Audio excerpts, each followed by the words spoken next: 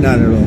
Not at all. Why not? Because we're stronger than all of them. We have more power than all of them. I rebuilt the military. Unfortunately, Biden did nothing with it, but I rebuilt the military. But we don't want to even talk about that. I think if you look at what's happening and if you see what we've done and if you see where we've come, and let's see what happens with the whole Russia-Ukraine thing. I think you're going to have eventually, and maybe not in the distant future, you're going to have some pretty good results coming out of Saudi Arabia this week. Are you going to resume aid to Ukraine if they sign the minerals deal? Well, I think they will sign the minerals deal, but we want them to. I want them to want peace.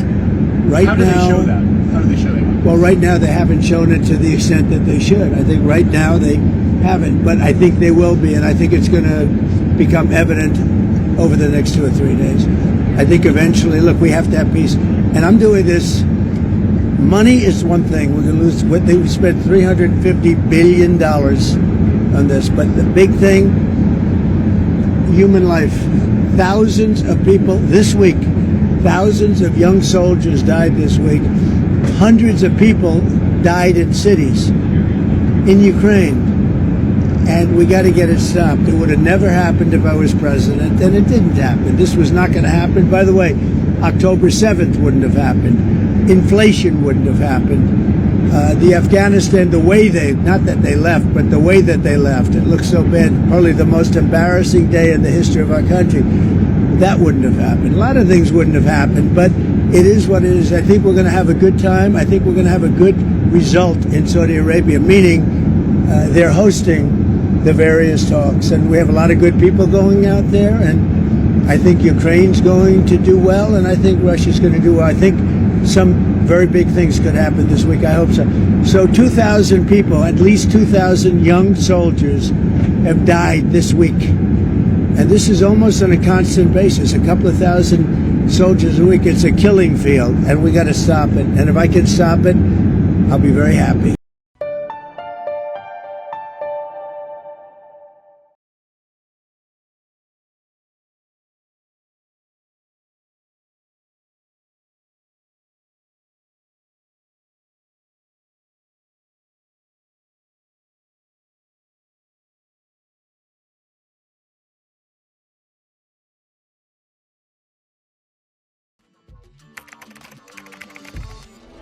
What the changes in India's population and the differential growth rates. This city has emerged.